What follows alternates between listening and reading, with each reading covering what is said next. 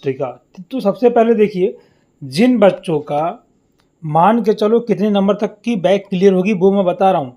अगर आपका 1 नंबर से बैक लगा है, 2 नंबर से बैक लगा है, 3 नंबर से बैक लगा है, सुनो बात, और 5 नंबर से बैक है, 6 नंबर से है, 4 नंबर से बैक है आपका, तो एवरेज कंडीशन ये बनती है, कभी कभी क्या 9 नंबर तक वालों बच्चों की भी बैक क्लियर होती है। ये मैं आपको बता रहा हूँ रियलिटी। और पिछली बार का अगर डाटा उठा के देखा जाए मेरे भाई, तो पिछली बार रीचेक में नंबर जो बड़े थे उसके अनुसार हम डाटा देखें तो यहाँ से देखेंगे पिछली बार जो नंबर बड़े थे मेरे भाई, पिछली बार बच्चों के 20-20 नंबर बड़े थे। मान लो किसी की 3 बैग हैं तो एक में बढ़ गए कितने, 5, ठीक है, एक में बढ़ गए 7, इस तरीके से एक में बढ़ गए आपके इस तरीके से बड़े नंबर, है ना। मैक्सिमम नंबर 20 बढ़ सकते हैं और मिनिमम आपका 15, ये है नंबर बढ़ने के चांसेस। अगर मान लो आप 1 number, 2 number, 3 number, 4 number, 5 number से फेल हो या फिर 6 नंबर से फेल हो, है ना, मैक्सिमम कंडीशन रहती है बच्चों एकदम 20 नंबर नहीं बढ़ेगा। ये बात भी सुन लो, एकदम 20 नंबर नहीं बढ़ेगा, एकदम 15 नंबर नहीं बढ़ेगा।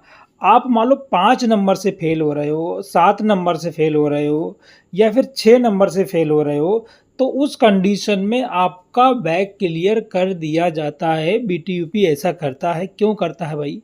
क्योंकि इनको पैसा कमाने होते हैं, रीचेक इसीलिए करवाते हैं ये लोग। रीचेक का मकसद इन लोगों का यह है कि हम लोग पैसा ले लें बच्चों से, है ना। तो बाद में कॉपी चेकिंग की मतलब रीचेकिंग की मोहलत ही क्यों आई? क्योंकि भैया इनको पैसा कमाना है, इसीलिए ये लोग आपसे पैसे लेते हैं। और आपकी अगर 5 नंबर से बैक है, 6 नंबर से बैक है, 7 नंबर से है, 8 नंबर वाले बच्चों की भी बैक क्लियर होती है, मैं आपको बताऊं। तो ये चीज़ है, 1 नंबर से है, 2 नंबर से है, 3 नंबर से है, 4 नंबर से है। तो ये एवरेज मैं आपको डाटा बता रहा हूँ। अगर आपकी बैक इतने नंबर से है तो आपकी बैक क्लियर हो जाएगी, ये बात नोट डाउन करके चलो।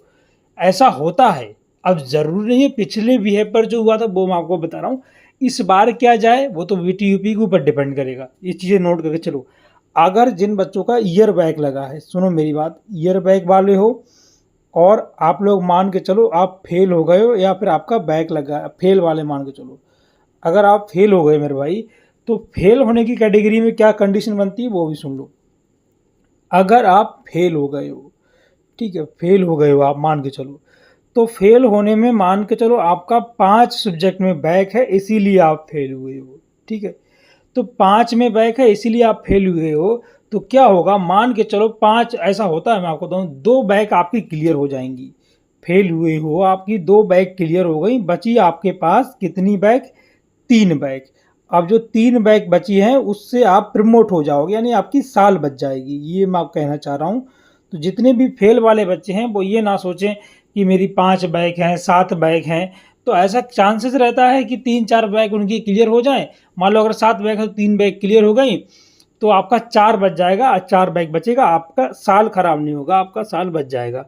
तो जिनका भी बैक लगा गया है, फेल हो गए हो, ईयर बैक लगा है, विशेषकर ध्यान दें, रीवैल्यूएशन जरूर भरें। मुझे पता है आप लोग कहोगे सर रीचेक में नंबर नहीं बढ़े तो मैं क्या करूँगा। देखो चांसेस 100% अगर आपने सही लिखा है मेरे भाई, तो चांसेस रहते हैं आपके नंबर बढ़े, है ना। 5 नंबर, 10 नंबर, 2 नंबर, 3 नंबर, इस तरीके से आपके नंबर बढ़े हैं अगर आपने सही लिखा है तो। अगर कंडीशन ये बनती मैंने सही लिखा फिर भी मेरे ना गलत कापी चेक हो गई, ऐसा होता है कभी कभी काफ़ी गलत चेक हो जाती हैं, जल्दी जल्दी में रिजल्ट का प्रेशर रहता है इसलिए काफ़ी गलत चेक हो जाती हैं, मानते हैं उन चीज़ों को हम लोग, तो वो चीज़ें, ठीक है। तो ये चीज़ समझ में आ गई। मान लो पासिंग मार्क्स आपके 20 हैं, किसी अब 3rd सेमेस्टर में 20 हैं, जैसा कि आपको पता ही है 3rd सेमेस्टर और 4th सेमेस्टर वाले बच्चों को जो है ना 2nd सेमेस्टर का 20 पासिंग मार्क्स हैं। तो 20 में मान लो आपका 19 नंबर आया है तो 19 में आपका 1 नंबर बढ़ा के 20 दे दिया जाएगा। ये होता है आप लोगों को पास कराने का मतलब, इन लोगों का रीचेक में नंबर बढ़ने के क्राइटेरिया ही होता है। अब बहुत से बच्चों का ये डाउट रहेगा कि सर मान के चलो ये तो आपने डाटा बता दिया, पॉलीटेक्निक और डी फार्मा दोनों का डाटा मैं आपको बता रहा हूँ, ठीक है। तो ये डाउट क्लियर होगा कितने नंबर तक वाले बच्चों की बैक क्लियर होगी। पिछले बीएफ का डाटा मैंने आपको बता दिया है, पिछले बीएफ पर 8 नंबर जिसके थे उनकी भी बैक क्लियर हुई थी, 8 नंबर तक नंबर बच्चों के बढ़े थे। बढ़ते कितने नंबर थे मैं आपको बताऊं, मैक्सिमम कंडीशन में आपका 3 नंबर बढ़ जाएगा, 4 नंबर, 5 नंबर, 1, 2 इस तरीके से आपके नंबर बढ़ते हैं। ये पिछले BI पर मैं आपको बता रहा हूँ डाटा, पिछले साल ऐसा हुआ था।